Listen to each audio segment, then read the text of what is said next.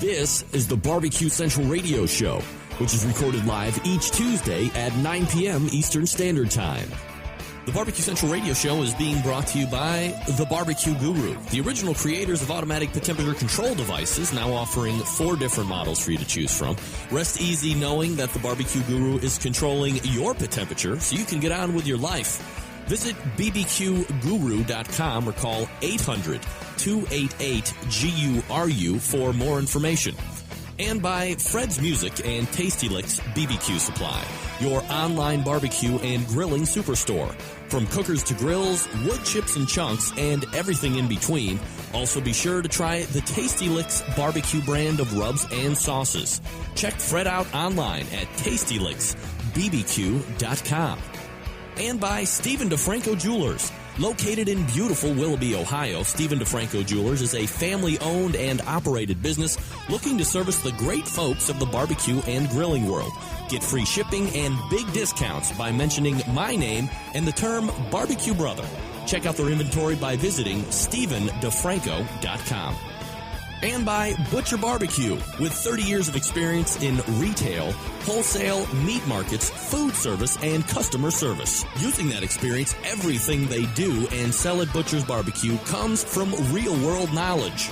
Check out their award-winning spices, sauces, marinades, and injections by visiting ButcherBBQ.com. Always trust your butcher. And by Green Mountain Grills. Discover something you'll really, really love. Grilling with pellets. Green Mountain pellet grills are the top of the line, best of the best, but not the highest in price. And be sure to check out all of their flavor rubs, sauces, and pellets for the Green Mountain Grill, all on their website. Visit greenmountaingrills.com to peruse the entire products portfolio. And by Barbecuer's Delight Wood Pellets. 2/3 oak, 1/3 flavor wood, giving you that perfect combination of BTU burn and sweet, succulent smoke you're looking to get all over your meat. A wide variety of flavors, so please go to the website to check it out and get yours today. Barbecuer's Delight, which is bbqrsdelight.com. Hi, this is Larry Wolf of Wolf Rub Barbecue Seasonings, and you're listening to Barbecue Central. Joe B's is only $99 for a big 6-month supply with free shipping, and you get a 7th month free. That's less than 50 cents a day for energy and to feel great. Go to joebees.com. So to get that perfect barbecue, you use wood. Are you sure it's safe? Whatever. We put the lighter fluid on, strike the match, and oh! Should we call the fire department? That might be a good idea.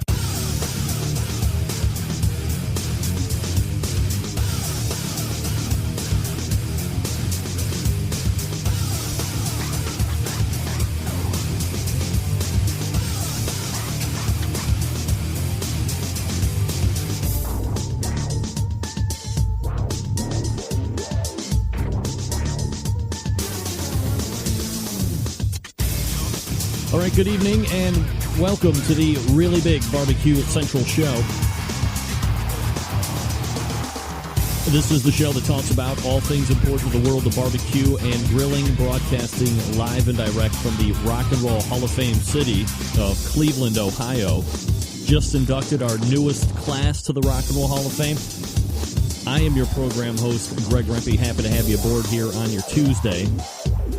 If you want to get in touch with the show, you can do it one of two ways, 877-448-0433. You can also email the show if you want to, Greg at thebbqcentralshow.com. Those are your two ways to get in touch with me.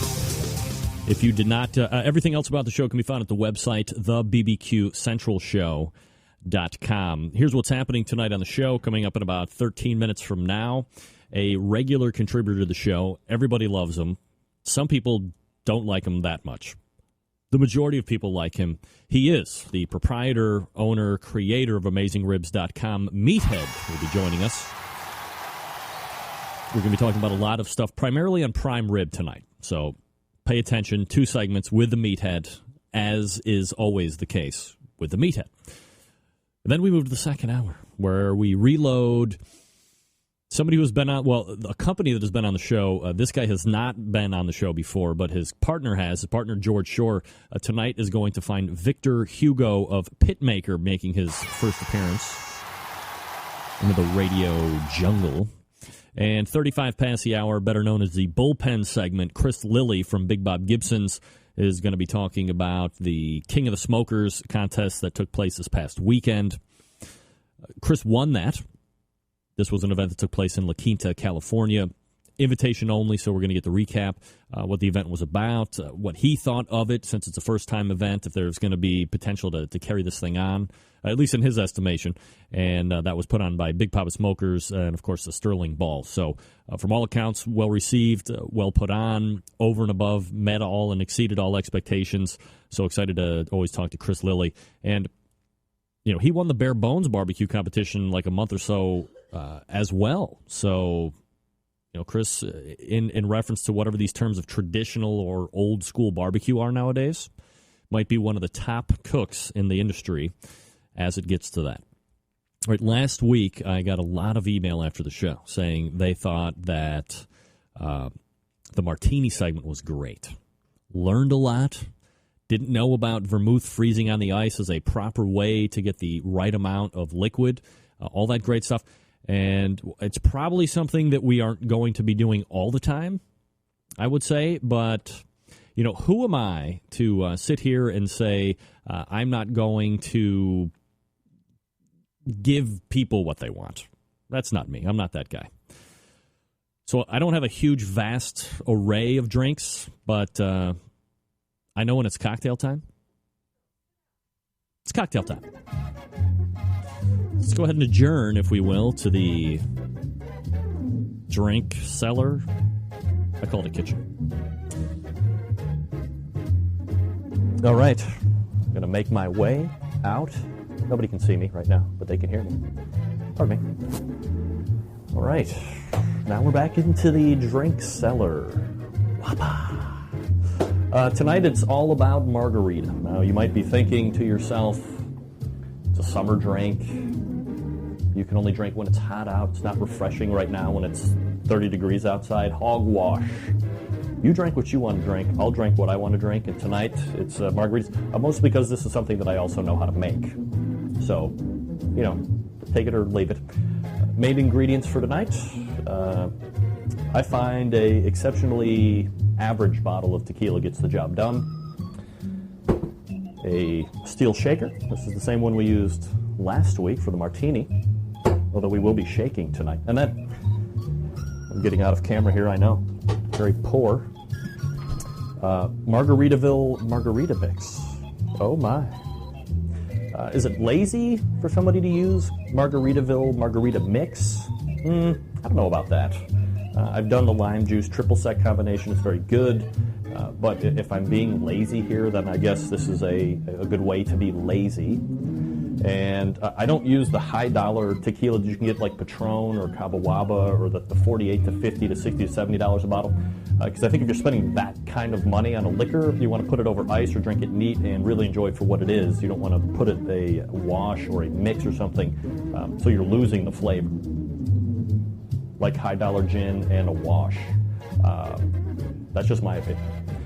So, horrifically average bottle is pretty much all you need in my estimation. So we're going to take this, we're going to fill it up with a lot of ice. You won't see me here, but that's all right. You'll hear it. We're going all the way to the top, baby. Yes, sir. And then we will take the Jose Cuervo Gold. I do have a stop top here, so we'll do 3 of these. It's 1.5 ounces. For those math majors, that's 4.5 ounces of your horrifically average tequila. And if you're feeling a little froggy, maybe just a little more. We'll go ahead and give this a little shake. Make sure everything is blended together well. Pardon the reach. And then I do like... Oh, that's not going to work. All right. So we'll just do a free pour. I'm going like probably 2 parts of this. 2, 3, 4. Okay. And now, excuse me, miss, could you retire this back to the refrigerator, please? Please. Thank you. And now, like we didn't do last week, we shake tonight. tell you. It's a very big shake here. Excuse me, miss. Could you grab this cup for me, miss? You want to give it a good solid shake. Again, we're looking for frost on the... you could just set it there. Say hi to the camera. Now we are nice and frosty. We can look again. We can see there's a nice frost pattern right there. Now, we do not strain. I'm going to take this up. If you don't have one of these, this is a Tervis tumbler. It's 2 glasses in one. Insulate, so keep the hot stuff hotter longer, keeps the cold stuff colder longer, and no rings on the wood. It's like a coaster and a glass all in one. And we just go like this. Oh, perfect. Watch out. Margarita. Oh, that's perfection. All right, journey with me back to the console of barbecue excellence. Okay. Oh, my. Wonderful. All right. Who doesn't love the music that's playing in the background as well? Oh, I love it. Little Milt Buckner, The Lean.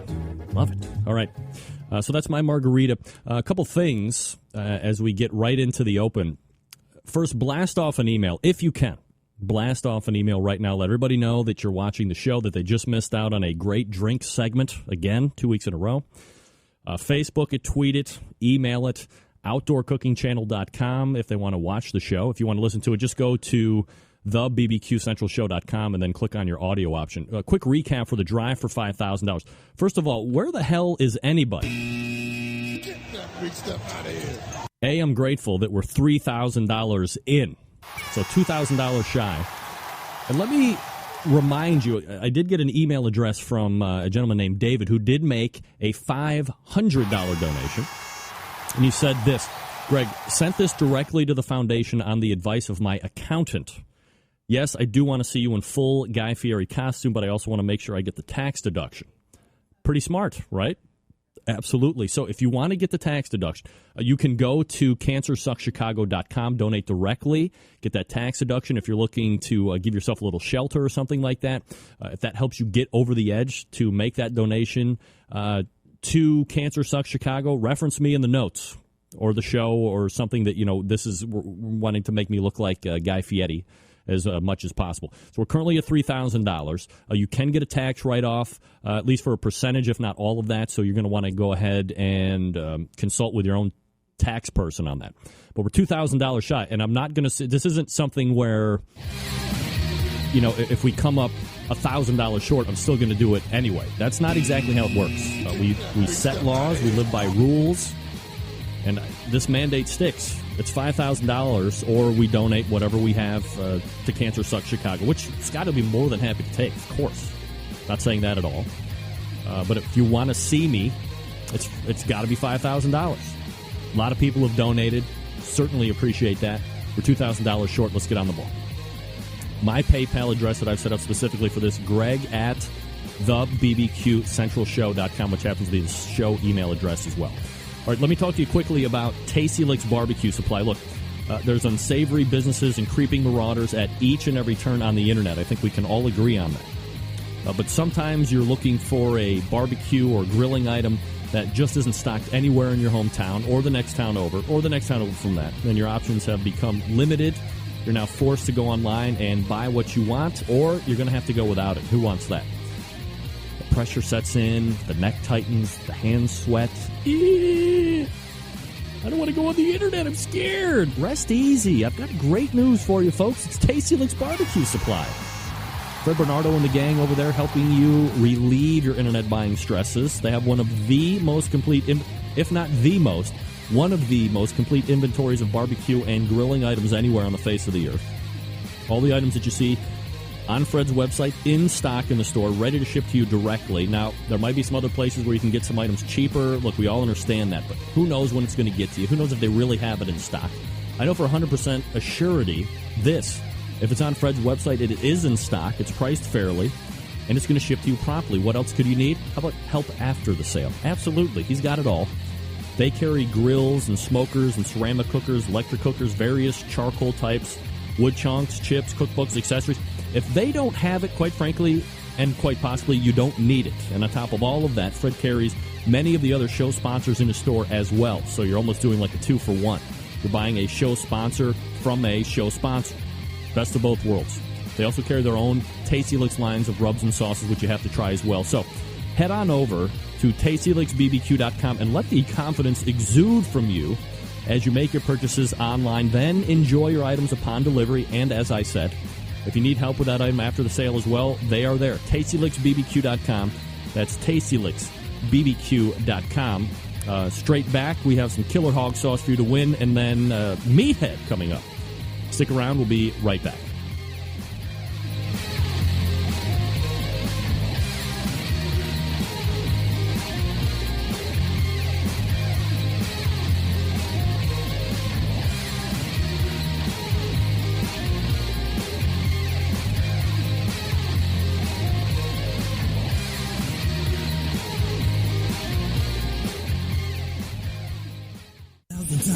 On the show where we give stuff away for no money. That's why it's free of charge. You can win. Now it's time to give stuff away. All right, your chance to win right now. All you have to do is be the first one in with an email, and I'll tell you what to put in the subject line to qualify for your chance to win a bottle of Killer Hog's barbecue sauce. It's fabulous. Tastes great. I tried it. We did it right here live on the show. If you don't want to pay for a bottle, you feel lucky enough to win it, you can do it tonight. First one in with an email in the subject line, killerhogs.com. Killerhogs.com. Spell it correctly. Spell it out, killerhogs.com. And you have your opportunity to win a free bottle of Killer Hog's barbecue sauce from Killer Hog's. And that can be found at killerhogs.com. There you go. A bottle of Killer Hog's barbecue sauce. Good luck. Broadcasting live from the Barbecue Central Radio Network studios in Cleveland, Ohio. You're listening to the Barbecue Central Radio Show. Once again, here's your host, Greg Rempe. All right, we are back. Let's go right to the phone lines. Go ahead, you're on the air. Greg. Yes? Who's this? Hi, baby. It's Becky. Who's this? Becky, hi. What's up? Are you right in the other room? I am. I have a bone to pick with you. Okay, hurry up. We got Meathead ready. I'm not hurrying. All right, go ahead. I'm not hurrying. But your listeners wanted to see you make drinks? That's what you got your emails about versus your hot chicks? No, I got a lot of emails on hot chicks as well, but it has to be video. You know what? You failed to mention that. Well, you know. No. You failed to mention it. What you made it sound like was that your listeners prefer martinis up to hot chicks. Well, I prefer martinis up, if at all possible.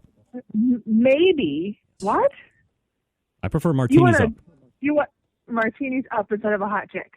No, I prefer martinis up if we're drinking martinis. Okay. Seriously. I like hot chicks.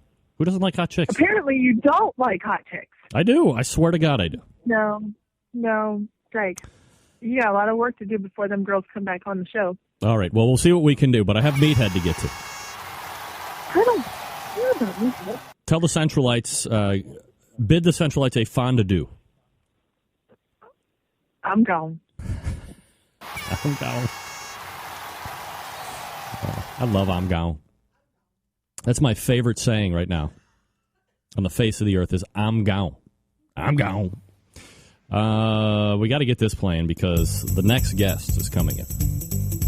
Look, gang, he's one of the most anticipated guests each and every month. He's got his own theme songs we're listening to right here. You Can't Hurry Ribs. We all know that, of course. So we race over to the hotline and welcome back friend of the show, Meathead Goldwyn, joining me. This didn't work out very well. What the hell? Hold on. I gotta get you bigger. There we go. Oh, almost. There we go. go. Now we're working. All right, what do we got? It's Rudolph the Red-Nosed Meathead. Look at this guy. You got it. Oh, look at you. You're always surprising people with your unique hats and all of this great stuff. Meathead, how are you, my friend? I'm great. How's the Cleveland Cavalier barbecue tonight? I believe we are 4-18, so we're miserable. Yeah, we're not too much better here in Chicago. Well, I hate to say it, but I believe Brownstown is coming back in vogue here in Cleveland as we've been able to string together 3 wins, believe it or not. My goodness. I know. Kiss the Bears goodbye. Hey, the Cinderella glass chin, if I've ever seen it. I don't even know what the hell I'm talking about. I'm not a sports Hey, fan. you're sleeping on the couch tonight after the way you just treated your wife. Oh, well, look, I mean, I don't know if I necessarily agree with that. You try. We're not talking about it, Meathead. That's the bottom line. You're going to get me in trouble. Forget about it. After the drink set, I wanted to show you, Yeah. in honor of the show, tonight's beverage is made by a company called Cartledge and Brown. Cartledge and Brown. There you go. Sauvignon Blanc. Tissue bark. That's a good one? It's an inexpensive Sauvignon Blanc, but I thought the name was appropriate for tonight. Sauvignon Blanc, Cartledge, and what was the last name? Brown. Cartledge and Brown. Hey, I mean, it could be any more spot on. That's right. All right, so tonight, however long it takes, it could be the only thing we talk about tonight. But the impending, I'm sorry, Meathead, if I may, Meathead, you're a Jew. Happy Hanukkah. Well, thank you. You're welcome. I don't practice the religion much, but I was born and raised that way, so I made latkes the other night. Potato pancakes. They are, in my mind, the best use of potato. You get these crispy shards along the edges and fluffy and creamy in the center. Latkes, I can't think of a better way to use a potato. I'll have to take your word on that. I've never had them. But,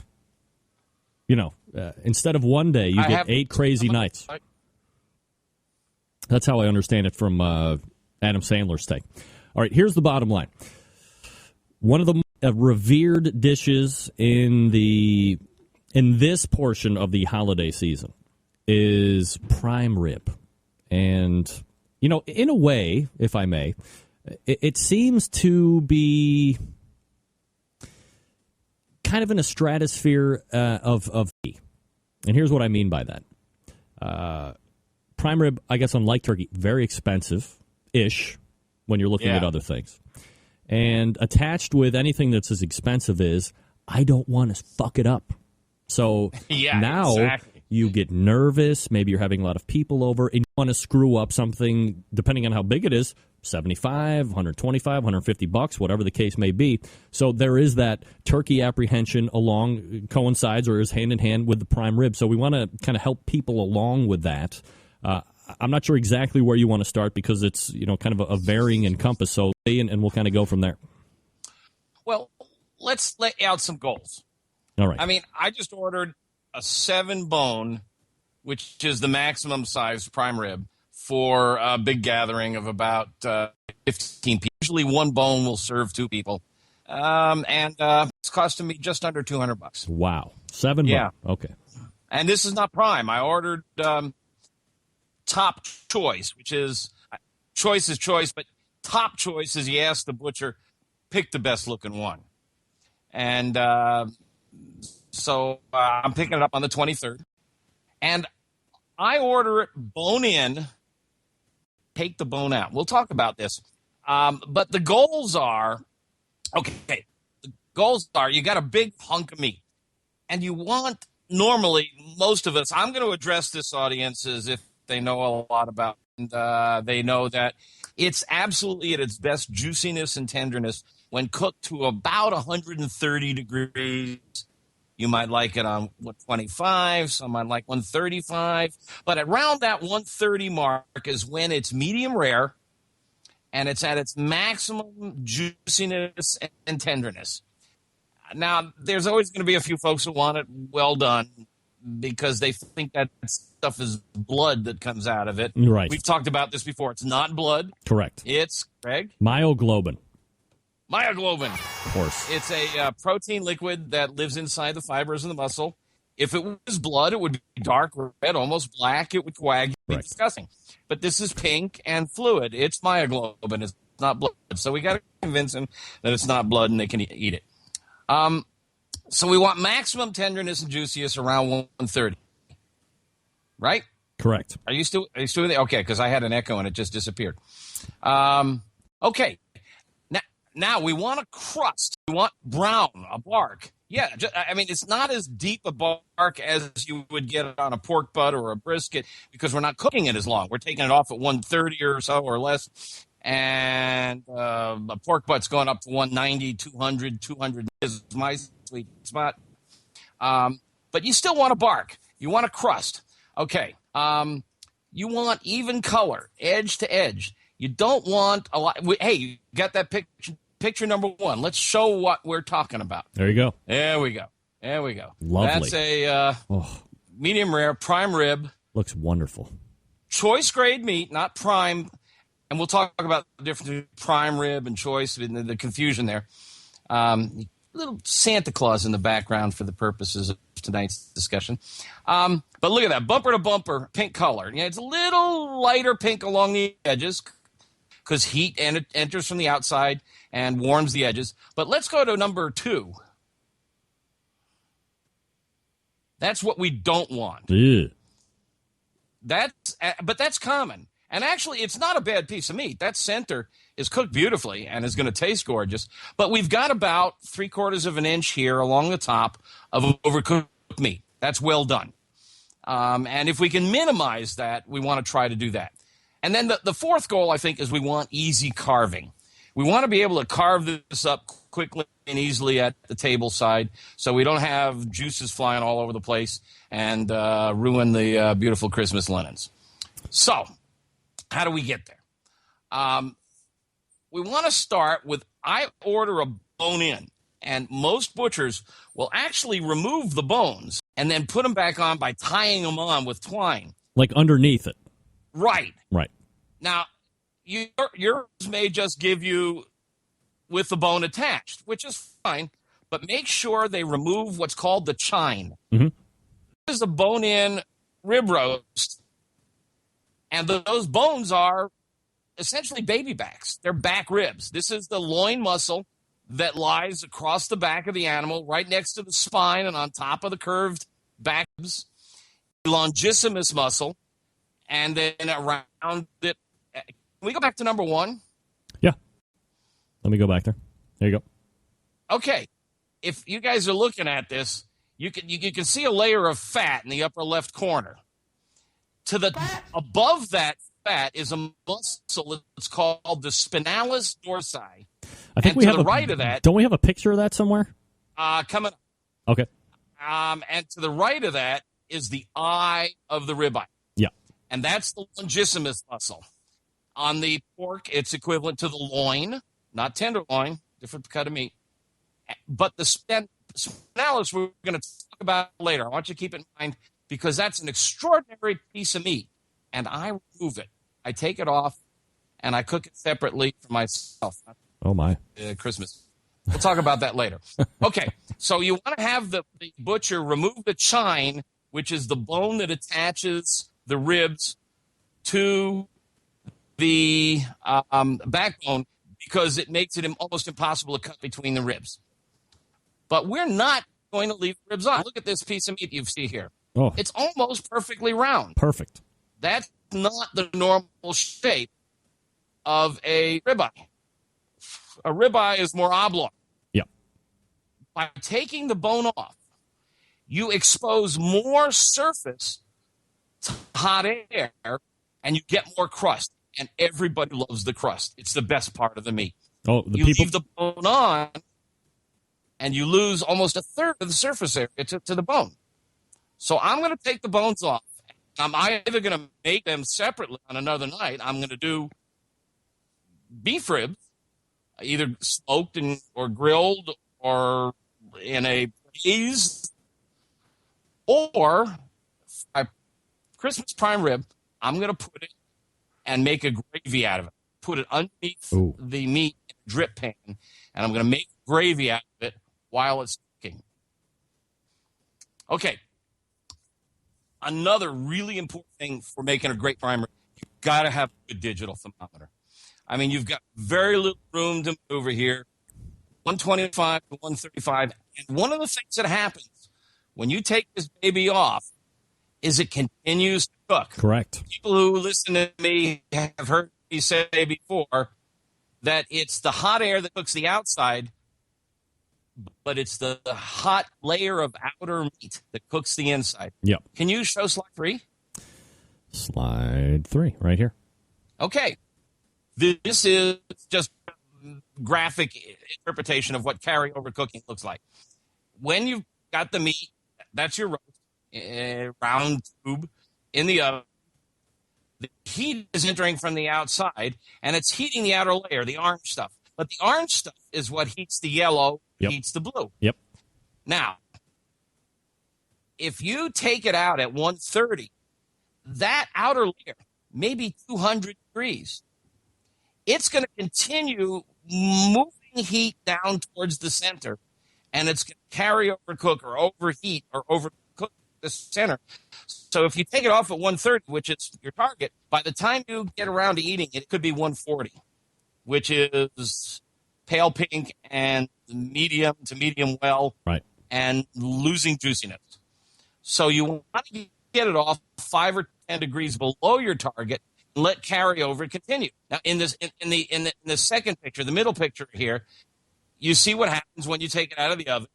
Heat goes into the center, but it also migrates out into the air. So it's cooling. Yep.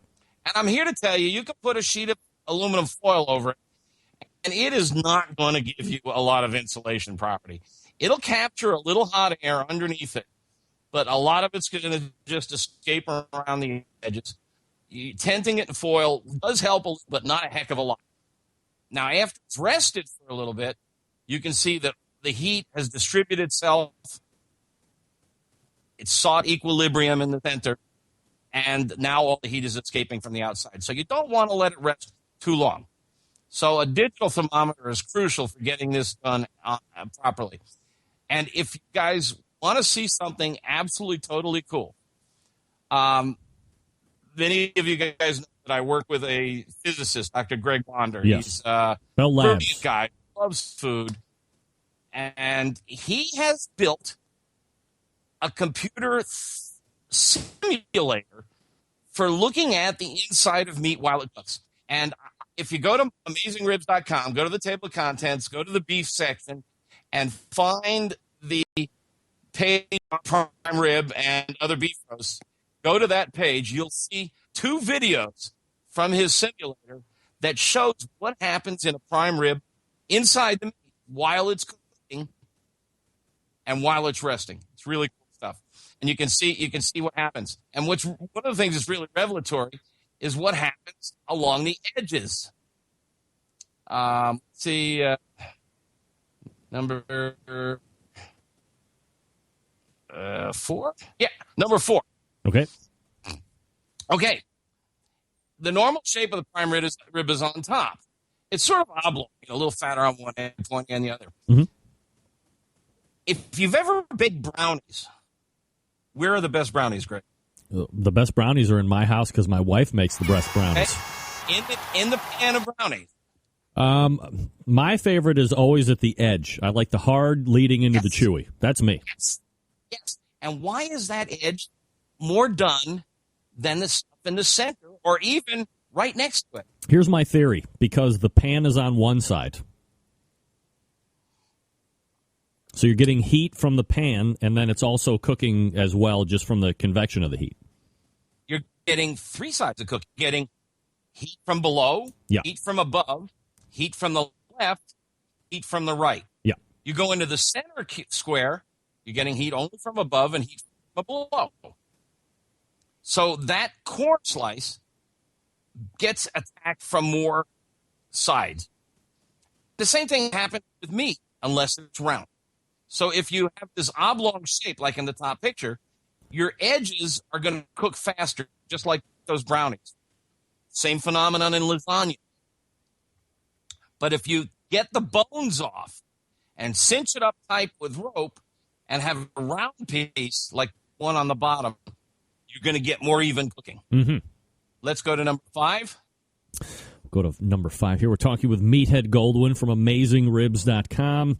You can find him on the Twitter at RibGuy as well. All right, here's number 5. Wow, this looks great. Isn't that a pretty looking piece of meat? Now, that's really just the same one first slide before I cut it. Yeah. It's round, and it's just evenly browned all around, and you've got this wonderful crunchy crust. One of the secrets to getting a crunchy crust is salt, and lots of it. This is a large piece of meat. If you can get your meat in a couple of days in advance, salt that baby, get the bones off, cinch it up, salt it heavily around the outside, because that salt will draw fluid out. That fluid will dissolve the salt and retreat back in, and it'll pull the salt in, and over a day or two, it will essentially brine itself. It's called dry brine. Yeah. And that helps the crust. And it also builds up a nice wet surface that will also help the crust. And then you want to come up with a nice rub. I have a recipe for a rub on my site that you might like to try. You can see there's some rosemary in there. I use herbs a lot. Not much sugar. I'm not a big fan of sweet on beef. But you want that crust. Now, the next thing that's really crucial, you go to the next slide, number 6. God, this is like having a PowerPoint. I know, it's crazy. You don't want to cook hot and fast. Barbecue guys know this instinctively, low and slow. They think it's a rule for fatty and tough cuts like pork butt and brisket and ribs. But it also is true for this cut of meat. All beef roasts, even though they're tender and succulent. Succulent. Greg's favorite word. When you cook at 400, you dry out the surface more. Now, that's good. You want a little crust. But the overcooking and drying out goes deeper. Now, slide down, Greg. If you cook at a lower temperature, you keep the exterior moister. So you're going to cook this baby. All the cookbooks say start at 450, and then after 10 or 15 minutes of browning it, turn it down to 350. Well, I got an old beat-up oven around here, and it takes 10, 15 minutes for that to happen. But on a good, well-insulated oven, or if you're like on a backwoods smoker or something, it's going to take a while for it to drop down in temp. So we're going to reverse sear this baby. We're going to cook it low and slow to start, and then we're going to move for direct high heat and do this at the end. And we're going to get a beautiful crust that way without pushing too much heat down into the center. And that's how you get that gorgeous edge-to-edge pink color. This is being done all on the grill. On I your do it smoker. on the gas grill often. I'm going over to my my wife's niece. He's got a Weber Genesis, and let's see. Let's look at the setup I use. Meathead, let me put you on hold just for 1 second. I'm going to do a quick for the Barbecue Guru, and then we'll come back and continue with more. We're talking with Meathead Goldwyn, AmazingRibs.com. You can find him at RibGuy on the Twitter, also on Facebook. Quickly, gang, let me tell you about the longest-running sponsor of the show, the Barbecue Guru. Look, maybe you are a busy working professional, maybe you have a lot of kids, but you do like to barbecue, and you don't have time to sit around in 10 pit temperatures. Look, I can completely sympathize with that. Here's what you need to do. Go to thebbqguru.com and check out their full product line of automatic pit temperature control devices. It can meet your budget, can meet your level of geekdom.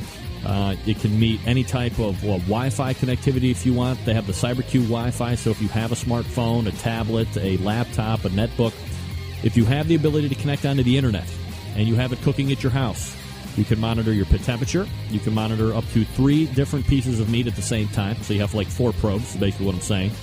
And at any point, you can just get right on and see where your pit is at, where your meat temperatures are at.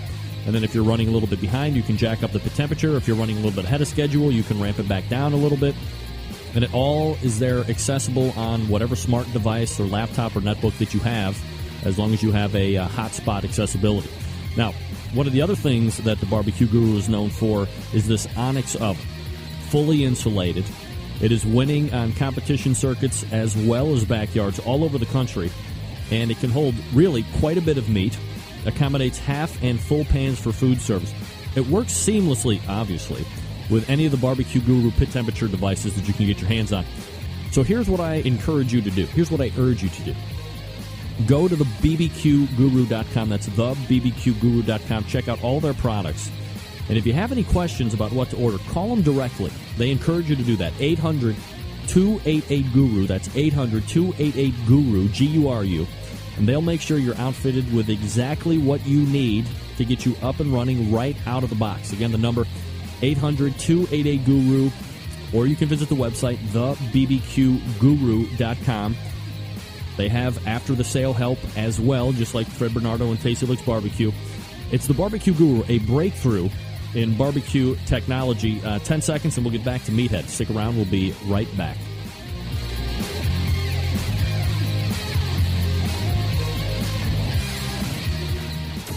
Get in the smoke. Call 877-448-0433 to get on the air. Now, here's your host, Greg Rempe. Big B, Moonshine Band, Suburban Noise Record. Let's go! All right, we are back coming up on 20 minutes till the top of the hour, almost 40 minutes past 9, talking with Meathead Goldwyn about prime rib. All right, Meathead, you were talking about the setup that you're using in regards to, how you're cooking that prime rib. Yeah, can you got that picture up? Get number 9 up. Number 9. Hold on. Hey, Greg. Hold on. Yep. I'm getting a little echo again. We've gone through this before. I can't remember what I did to get rid of it. I have volume on the browser turned down, yep, and I have a little bit of volume on my built-in microphone turned on so I can hear you. Am I doing it wrong? As long as you're not listening to the show somewhere else on your computer, then you shouldn't be getting a delay. Yeah, all right. I can live with it. I've learned how to deal with it. I'll figure it out eventually. Okay, so here's the setup. That's it's actually not a prime rib. Now, let's talk about the prime rib. It looks good. Yeah, isn't that a beauty? The dog thinks so. Mm-hmm. Prime rib got its name because it comes from the rib primal. There's I think 8 primal cuts in a steer. So when you cut up a steer, you break it down into these, I think, 8 primal cuts. And the rib section is one, the chuck section is another, the front leg and brisket is another. The round, which is like the ham on a hog, it's the rear leg is another. And so the rib primal is the name of the section, and so it became known as prime rib.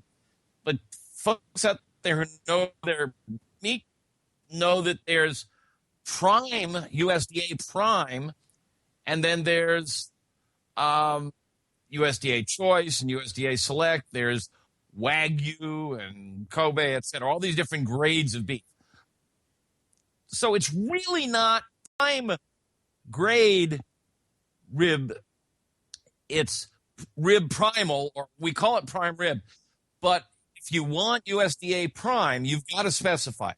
And that's expensive. And it gets its price and its quality because it's got a lot of filigrees of fat running through that eye of the ribeye. And but choice, it's such a tender piece of meat. Choice is perfectly good. It's a lot cheaper, And if you cook it right, if you got a good thermometer and you do it right, you'll get a fabulous piece of meat. This is from just behind the prime. This is a strip loin that comes just behind the rib, the prime rib, or the rib primal. And same deal.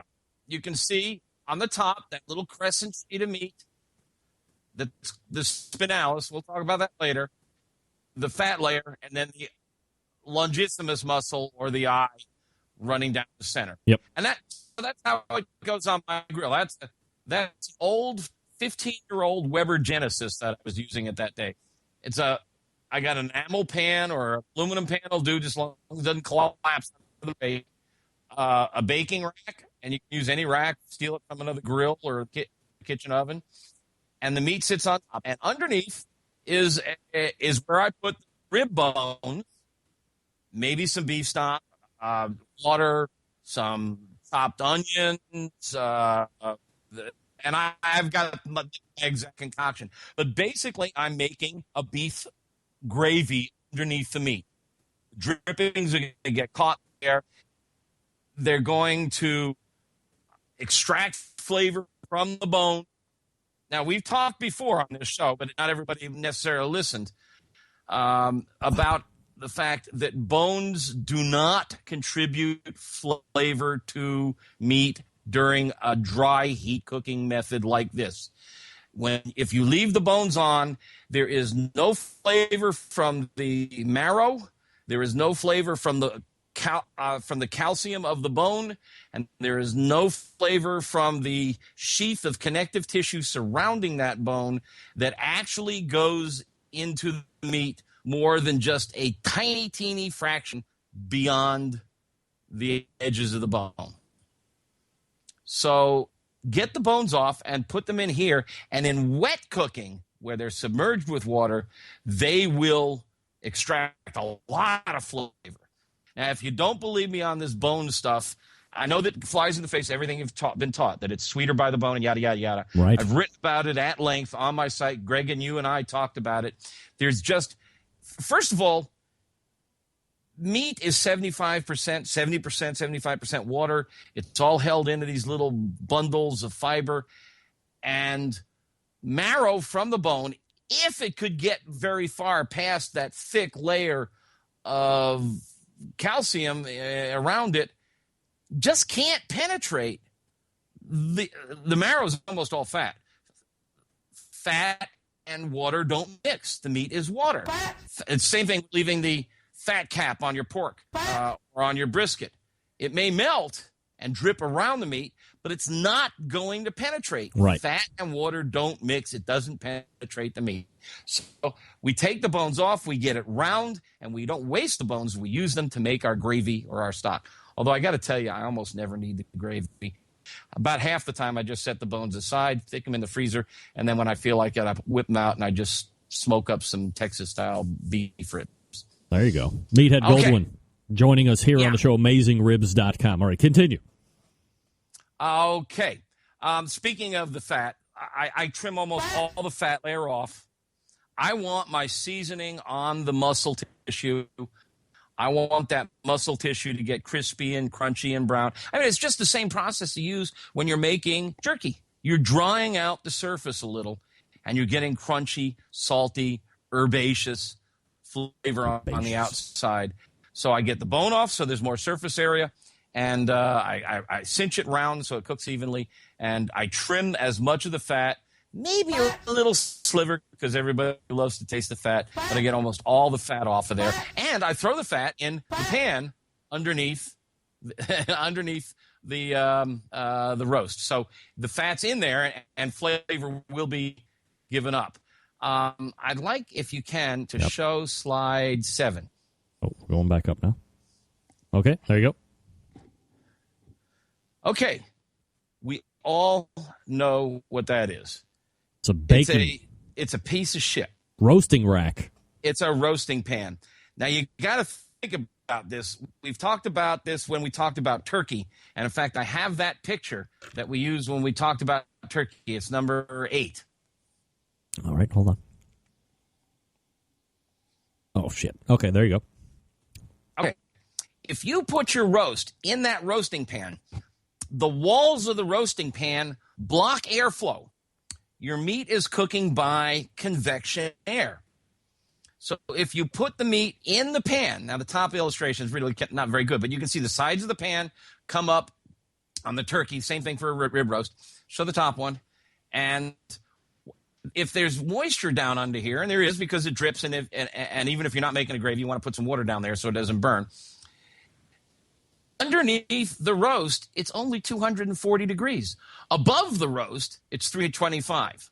So depending on what temperature you set it at, it's a lot colder down underneath the meat if you use that V-shaped roasting rack.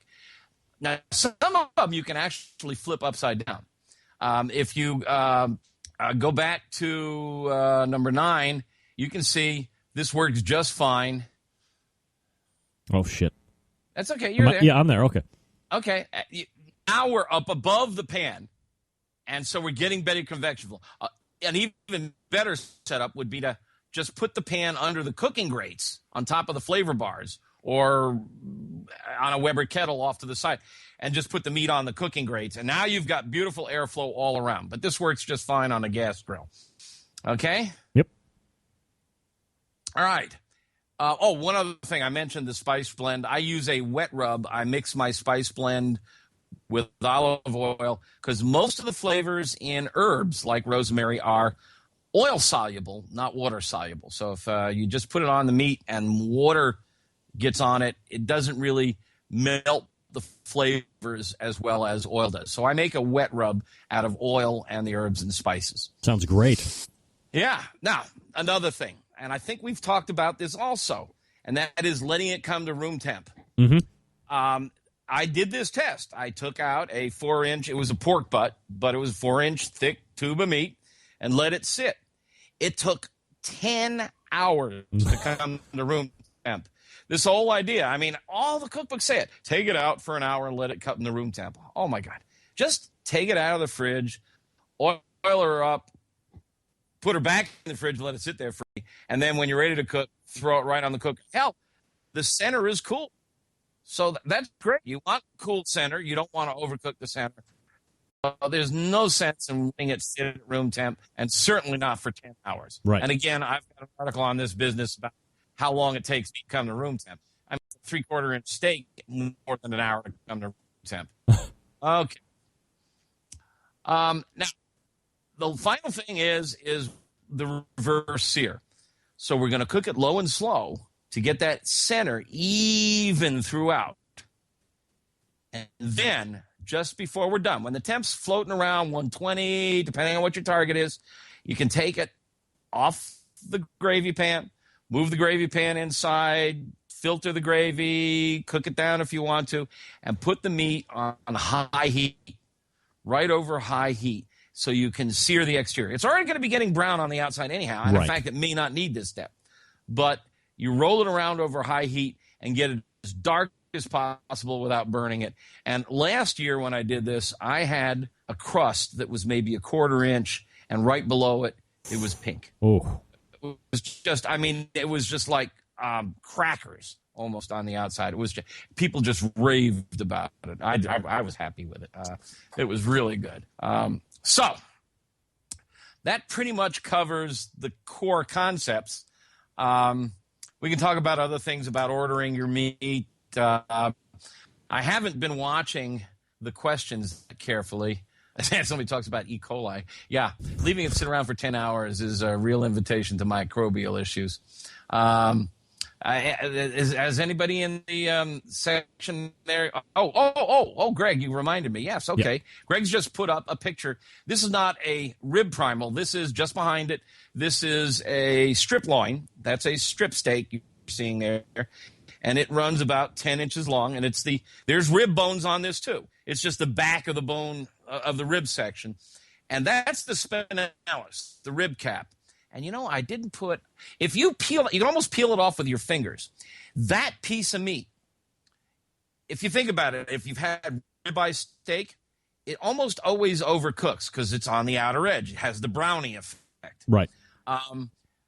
That stuff, if you look at it carefully, it looks like Wagyu beef. It does? It is unbelievably marbled. Oh. And so what I do is I peel that baby off, throw it back in the fridge or the freezer, and I cook it like a steak on another night. So as a result, I have to order more meat than I plan on because I'm peeling off a couple of pounds of spinalis. But I'm not going to let this overcook. It's too good a piece of meat. It's the best muscle on the animal, I think.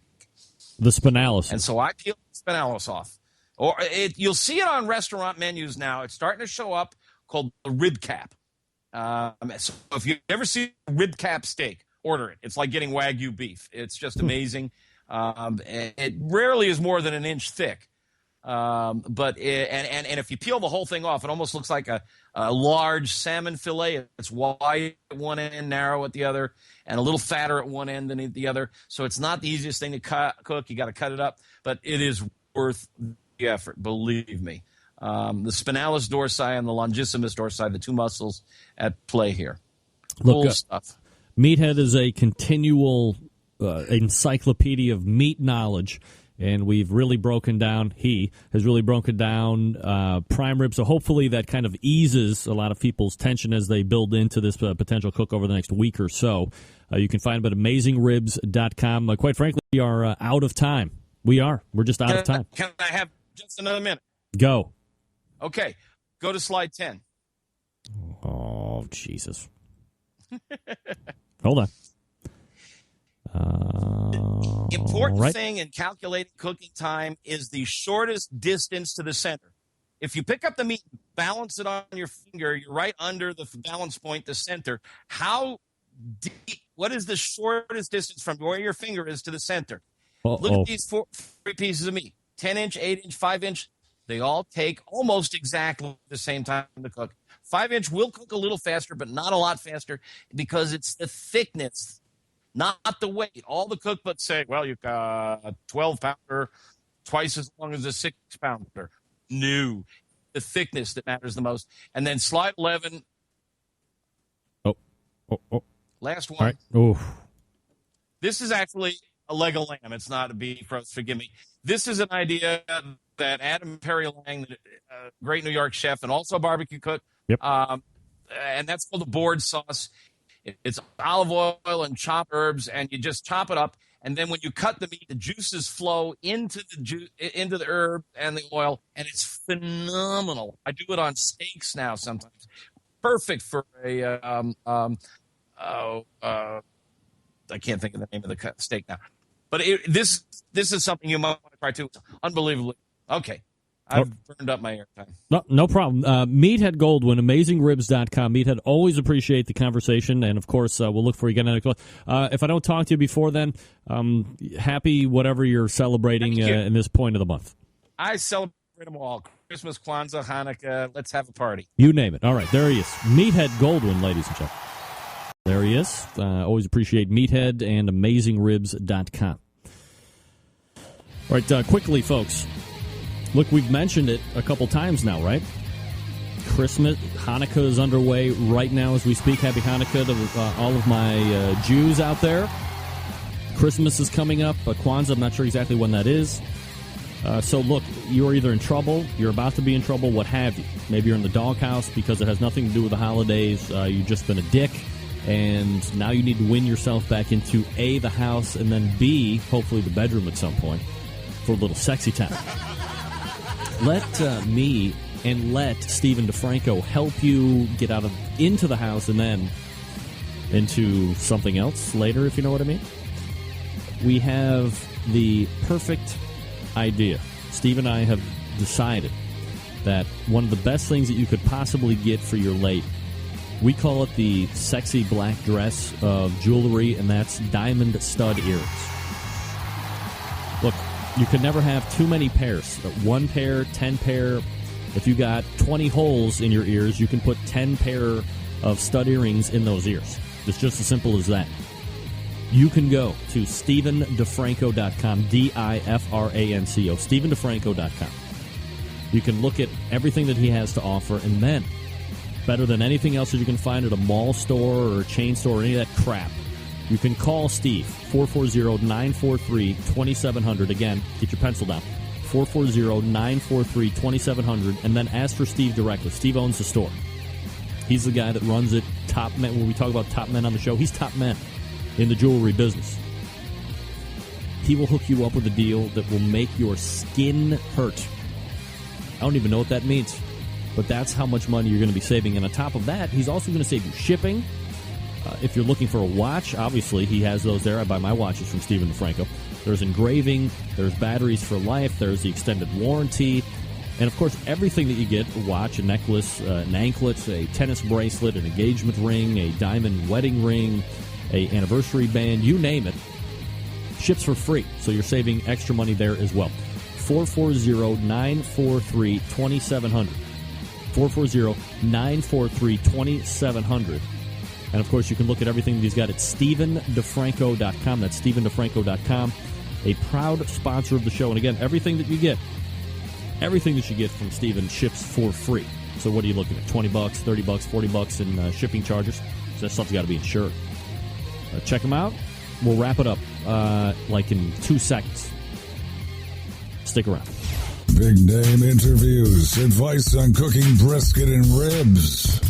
And the only host willing to share his honest opinion on all things important in the world of barbecue. It's the Barbecue Central Show. All right, we are back because we're literally wrapping up in a matter of seconds. Thanks to Meathead Goldwyn. Obviously, anything that you've heard tonight, you can find at his website, AmazingRibs.com. Tweet at him, RibGuy, at RibGuy. That's Meathead. You can also find him on Facebook. Leave him questions there if you want to. Always a plethora, a veritable cornucopia of information is Meathead Goldwyn. And again, you can find him at AmazingRibs.com. We're going to step away here real quick. If you need to refuel on anything, go ahead and do that. And then we have Victor Hugo from Pitmaker. We also have Chris Lilly to help me close out the show. You're listening to the Barbecue Central Show right here, and you're watching it on the Barbecue Central networks.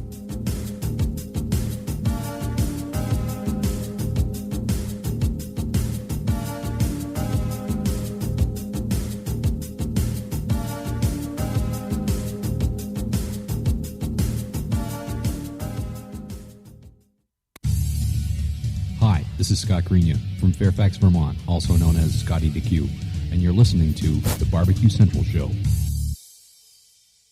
From my heart and from my hand, why don't people understand my intention? Happy to have you aboard here for a really big barbecue show. We cook because we have to, and we grill because we want to. Fine, how's it going? You have a great show. I'm a big fan. So what seems to be the problem here? This man looks like he's dead, and he's in the crackle. Charbono! It's all about the Charbono, dude! Succulent fish, what? He ate 54 wieners. But listen, Lavernius, shut your face. I'm shaking like a dog shitting peach seeds. You could use it to fight off creeping marauders looking to take your steaks off your grills. I just like being anywhere with Junior, Senior, and Diva. Sounds like a whole other type of movie. Wow. Yeah, really. Keep it hot, keep it clean, keep it lubricated. We have top men working on it right now. Who? Top men.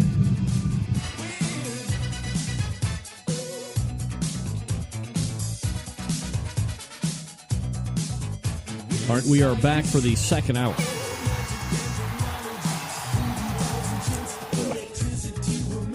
Thanks again to Meathead for joining me.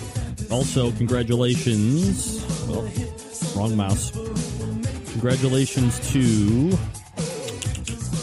Jason King for winning the Killer Hogs barbecue sauce. Coming up after this segment, leading into Victor Hugo, your chance to win the Barbecuer's Delight Pellet Super Smoker Pack, I believe it's called. You get the 4 pounds of wood and the cast iron pot, and I believe an autographed book. So good prize there. And we're going to be looking at giving that away in between this segment and then Victor's segment as well. Very exciting. 877-448-0433. Greg at thebbqcentralshow.com if you want to get in.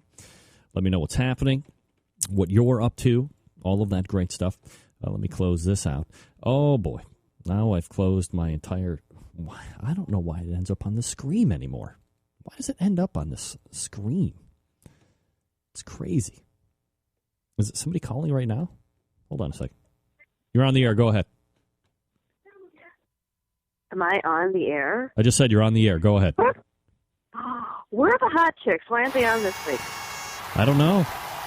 It's just a month. It's just a monthly thing. Evidently, this is what they told me. They've demanded this. They've demanded monthly. Do you know the date of their next appearance? Probably a month from last week. That's all. I mean, that's what I'm guessing. A month from last week. So probably mid New Year. Mid New Year-ish, eh? Yes. Well, I do enjoy the show. I do enjoy learning about how to cook my meat good. Do you like? What are you doing for New Year's? Are you doing anything good? Yeah, we're having a big rib cook here at the house, here at the compound. Awesome. Are you cooking, or are there going to be others participating in the cooking? Or No, it's just me cooking on the pit barrel cooker. It's new. I got a new pit barrel cooker. That's awesome. Yeah. So you just doing ribs? Anything else? Just ribs, and that's pretty much all I know at the moment. But you never know what's going to happen. You could get crazy with a nice piece of meat, huh? Yeah, I've been known to rub some meat, for sure. I've heard you have a way with meat. Well, I'm not going to say that you're incorrect. That's for sure. I know my way around some meat. Obviously. Some thighs that's a and good some... characteristic of a good husband, huh? Yeah, absolutely. Wait. Were you going to mention the word sausage? What do you know about sausage? I'm not a big sausage fan. Got to be honest. I like some... Well, that's not true. I like sausage nicely sautéed in a skillet with some peppers and onions. How do you like your sausage? I have heard that about you. I like my cook lean and juicy and slow cooked all day. Oh, boy. Watch out. All right. That sounds like my kind of sausage. Awesome. All right, well, happy cooking to you, and I can't wait for the broads to be back. All right, well, I'll certainly let you subscribe to the newsletter, why don't you? I will. I'm excited about that date. I can't wait to hear them again. All right, you and I both. We're just waiting with bated breath. Thanks for calling in tonight. Thank you. Bye. There you go. Boom. See, those broads are... am I online? There I go. Maybe that was the problem. Those broads are coming back on, and they will be on camera next time. Wait and see. Who's this? Chad. Was Chad calling in? Sorry, Chad, if I missed you. On the show next week, so far, Candy Weaver, current president of the Kansas City Barbecue Society, and Malcolm Reed from How to Barbecue Right. HowToBBQRight.com is his website. Also, Killer Hogs. He provided the sauce first hour. That's just confirmed. Could be a host of others. Don't forget, I believe on, is it Sunday? Is Sunday the 16th? 23rd? Yes. The premiere episode of Barbecue Pitmasters, the newest version, will be on Destination America, December 16th. Check your cable provider for station number, or if you get Destination America, some of the things that, and if you didn't get to read it, go ahead and check out Jim Shaheen's blog. It showed up today, and he did a whole thing. I'm going to go ahead and link it up into the chat room here right now.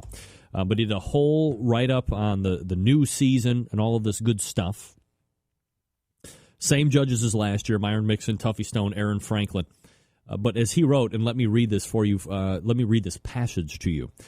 Inevitably, as is the case with Pitmasters, the new season is significantly tweaked. For starters, unlike past seasons, there is no grand champion. There is a winner on each episode, and that is it. No grand champ means no grand prize.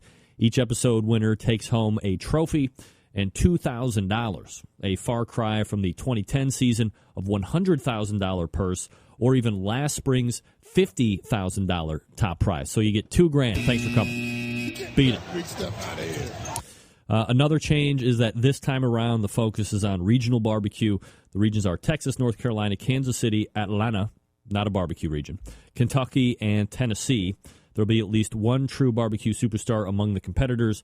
Pitmaster Sam Jones of the legendary Skylight Inn in Ayden, North Carolina, is one of those luminaries. So, look, do you like that? Do I like that? Man, I don't know. It's all like a pretty... I don't know how I feel about barbecue on television anymore. I don't know. We'll have to see how this season plays out. It always seems like there's an every other season of what's good, and then the network decides to take a hold and then tell the person that knows about barbecue or what a good show is going to be, and inevitably fucks with it and decides to put their own spin on it. Look, maybe Destination America just doesn't have cash dollar bills. Maybe the sponsorship money wasn't there anymore. I mean, who knows? But to go from $50,000 to 2006, $12,000 in total prize money plus a trophy, I mean, that's a significant step down. It's like $40,000 less. So I'll wait to see how it goes. I mean, John Marcus always is doing his best to make a good product, and we'll see how it actually shakes out. That's coming up Sunday, December 16th, Destination America. And again, check your provider for station numbers or if you actually have the show. Quickly, before we go to break, I don't know if you guys knew this or not, if I'm breaking any news here, but the Huffington Post, which Meathead Goldwyn actually writes for, has declared the term YOLO as the worst word or term for 2012. Does anybody know YOLO? What the hell is YOLO? That was, evidently that had to have been popular at some point, or so popular that it went over popular and became annoying, like the term just saying. Not like the term I'm gone. That's the best term ever. YOLO. What the hell is YOLO? Oh, Meat Inc. You only live once. Never all year in 2012, and we're only mere weeks away from this year actually wrapping up and being done with, did I ever utter the term YOLO.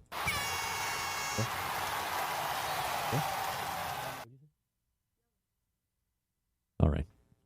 My daughter's coming in here screaming YOLO at the top of her lungs. Do you know what YOLO stands for? What? Have you ever said YOLO in school? You did? Name when the last time you said YOLO was. You really didn't? To who? Madison Snookface? Madison Montez. YOLO. Use it in context for me. How does it work up in a sentence? What are you guys talking about? You don't know? Yeah, all right. That's what I thought. Get that big stuff out of here. Do what you do. I like do what you do better than YOLO chatters. All right, folks, let me tell you quickly about barbecuers that like wood pellets, because we're going to be giving some of those away here prior to getting to Victor. I want to get ready to dial him up, by the way. There's him. Barbecuers that like wood pellets, widely considered to be the pellet resource, whether you have a pellet-fired cooker like I do, and many people do on the competition circuits or in the backyard. Or if you don't, maybe you want to enjoy wood smoke flavor from pellets, but you don't have a wood-fired cooker, no problem. You can go to bbqrsdelight.com. Very simple. You can peruse all of their stuff. And then you can, after you buy all of the flavors of pellets that you want, and they have a substantial amount, 14, 15 different flavors or something like that, you can get a cast iron pot, which you can buy right there on the website. And you will put it in your particular charcoal grill or smoker, and you will smoke that way through the magic of pellets. Now, the 1 pound bags, all 100% flavor wood. When you buy it for your as fuel for your cooker, you have this little mix going on. It's 2/3 oak, which gives you that BTU burn that you have to have.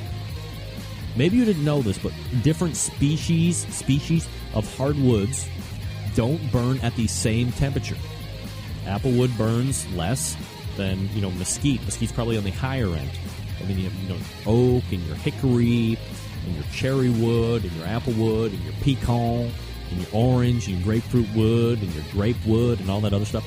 All this stuff burns at different temperatures. So if you don't have the heat to keep the temperature up, it doesn't matter how good the flavor is, you're not going to be able to cook anything. That's why they decide to go 2/3 oak, 1/3 flavor wood to give you that heat, but also give you the smoke flavor that you're looking for. The base wood isn't going to over-smoke anything. You're still going to get that apple or the cherry or whatever it is.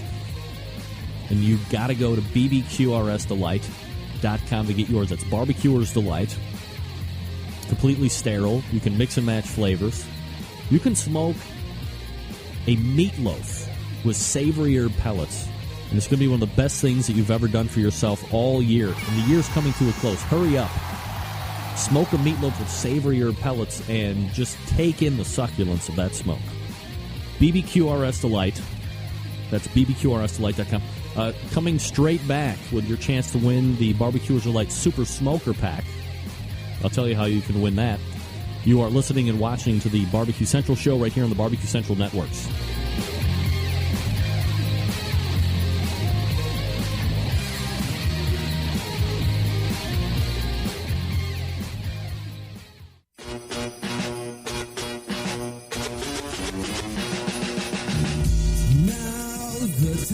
Show where we give stuff away.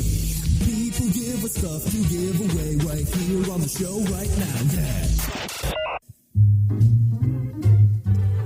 All right, as promised, you can win a Barbecuer's Delight Super Smoker Pack. You're going to get 4 pounds in total, 1 pound each bag, I believe, of hickory, mesquite, cherry, and apple. I could be wrong on that. Sounds right to me. Plus the cast iron pot option, which I just talked about, and an autograph book with how to cook with pellets, cookbook or something like that. All you have to do is be the first one in with an email. In the subject line, Green Mountain Grills.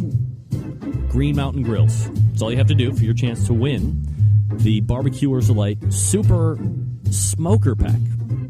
Good luck.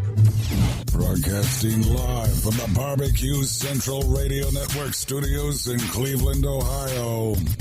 You're listening to the Barbecue Central Radio Show. Once again, here's your host, Greg Rempe. All right, we are back.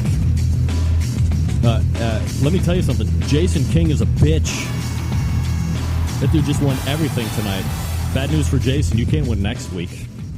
You can't win everything. Jason King, the new Don G of the show. My goodness. All right, let me get set here. Oh, what did I do? Oh, shit. I'm going crazy. Get the Skype off. Oh, look at that guy. Sexy bastard.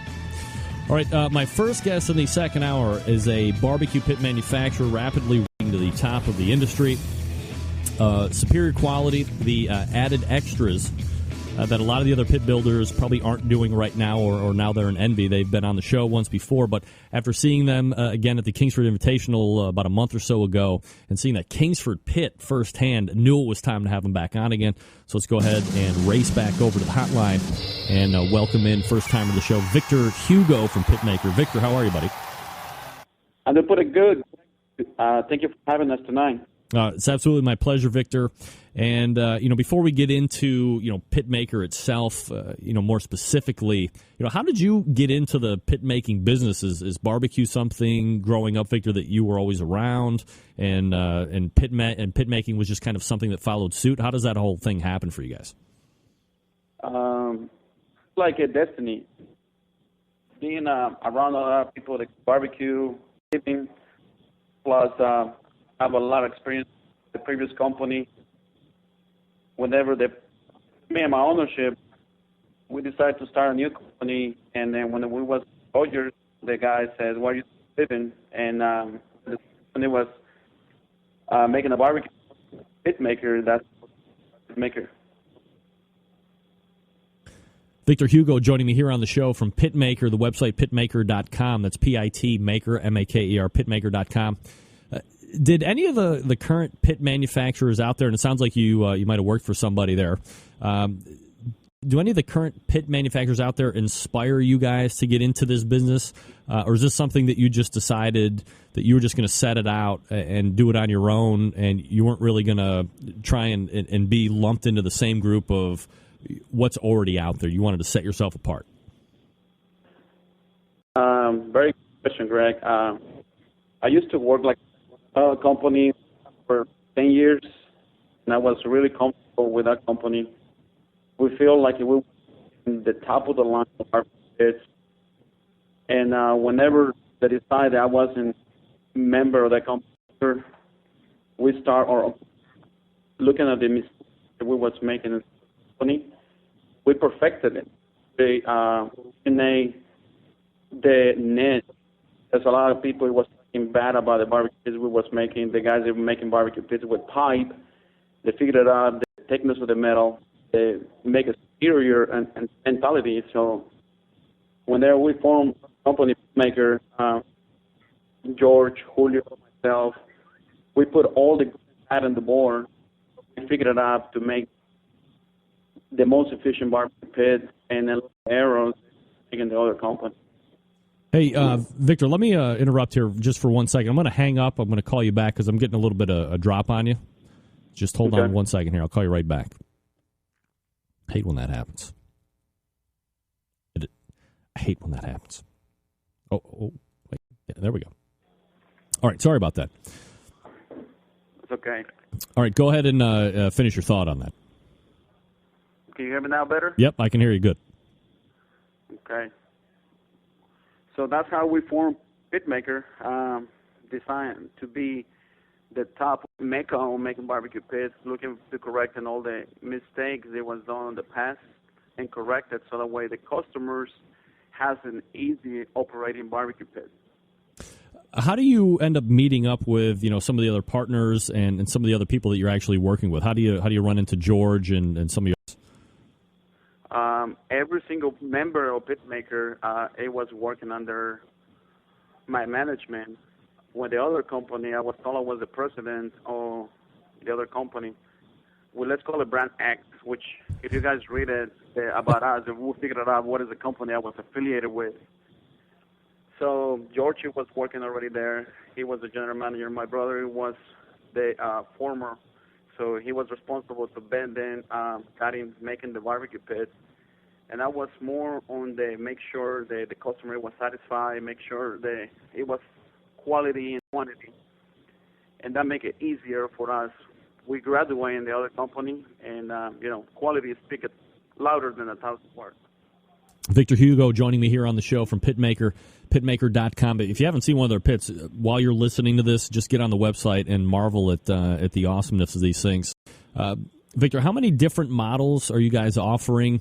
And I guess as you kind of list them out, tell us what kind of scenario you had in mind as you were setting out to make these models. Being based here in Texas, people is hard-head, the brain and the heart to the offset fire boxes. So we decided to be the first ones to change the concept and then come up with the upright smoker. And, there's different guys making barbecue pits upright for longer time than we have. But having the mentality of a fabricator, we decided to put all the experience and make it happen. So how many different models of pits are you offering? Is there like I guess what you would call like a base model of items, or do you have, 3, 4, 5 different things that you can look at and then customize from there? We have right now 3 models. We have the upright, which we have the name is the Vault, and the barbecue safe, which by the way is, as soon as we make them, they're moving pretty fast. We have 2 different shifts working. We work 5 a.m. to 5 p.m. and 5 p.m. to 5 a.m. Wow.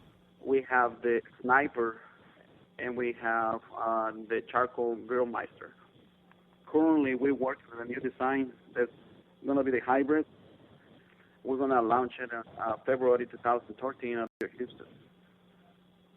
And what does a hybrid cooker mean? Is it going to be like a solid fuel and then like a propane type thing, or what does hybrid mean to you guys?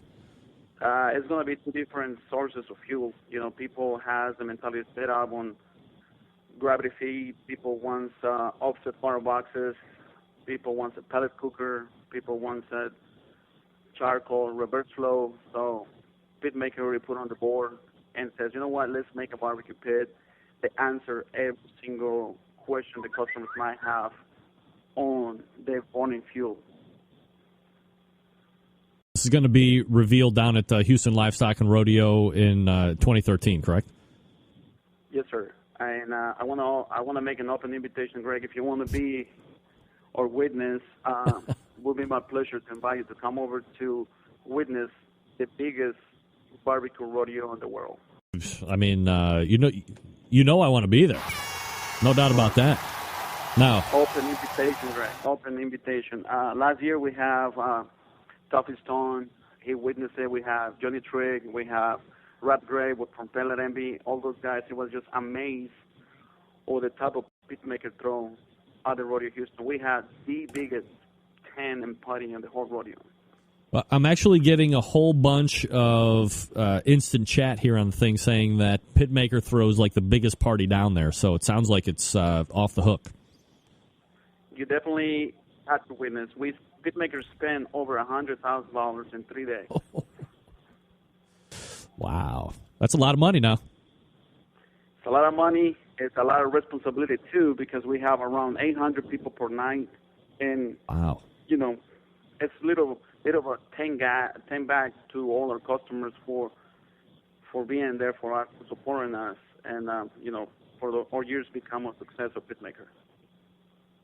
Sounds like a great time. Victor Hugo joining me here on the show. All right, Victor, so if you could, kind of give me a little bit of a general idea of how the order process works if I'm going to queue up or if I'm down in your neck of the woods, I stop in. How does that process go from start to finish, you know, as I said, if I call you or if we're stopping in? Normally, the incoming calls, we have a great element. His name is Peter Hernandez. He's the sales manager, and he's who start the process. He get into the customer, talk to them to see what is the cooking technique, and from there, we give it options. No other barbecue manufacturer, because I don't think they're liking to call them pit makers no more, since we have that name. So we started from there. All right, so would you say that when you're building pits that you have, let's call it like people are working off a base model of whether it's a vault, whether it's a sniper, whether it's a dual axle trailer version.